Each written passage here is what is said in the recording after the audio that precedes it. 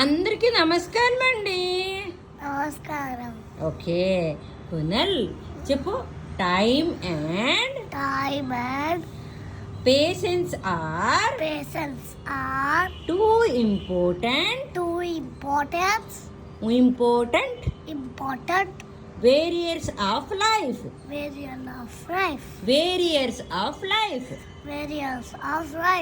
చదువుకో అంటే నీకు చదవడానికి ఇష్టపడుతుందా కునల్? ఇష్టపడదు కదా. అయితే ఇప్పుడు ఆంటీ చెప్పినప్పుడు ఎలాగ విన్నావు? ఇది ఒక చదువే కదా. అయితే ఇక్కడ ఏంటి తెలుసా, టైము అంటే సమయము, ఓపిక, ఈ రెండు కూడా మన జీవితంలో మనం బాగా చదువుకోవాలి కదా. నువ్వు ఒక స్టూడెంట్ కదా, బాగా చదువుకోవాలి. నువ్వు బాగా చదువుకోవాలంటే టైంకి రెస్పెక్ట్ ఇవ్వాలి, ఓపిక మీద ఉండాలి. అమ్మ చదువుకో అన్నప్పుడు మరి కోపం అవ్వకూడదు, చదువుకోవాలి. నాన్నకేటన్నా ఎవరేటన్నా కోపం అవ్వకూడదు. ఒక్కొక్కసారి విసిరిస్తుంటావు కదా, అలా విసరకూడదు. మళ్ళీ ఏ టైంకి చదువుకోవాలో, ఏ టైంకి స్కూల్కి వెళ్ళాలో, ఏ టైంకి ఆడుకోవాలో ఒక టైం టేబుల్ పెట్టుకోవాలి. అమ్మకి చెప్పు టైం టేబుల్ తయారు చేయమని, సరేనా? థ్యాంక్ యూ కునాల్, నీ వాల్యుబుల్ టైం ఇచ్చినందుకు. వెల్కమ్ చెప్పాలి. ధన్యవాదములు కునాల్.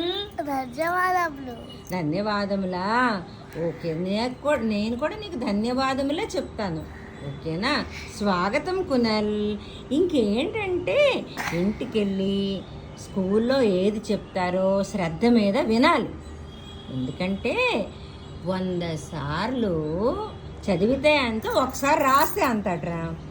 100 సార్లు రాస్తే అంత, ఒక్కసారి వింటే అంతట.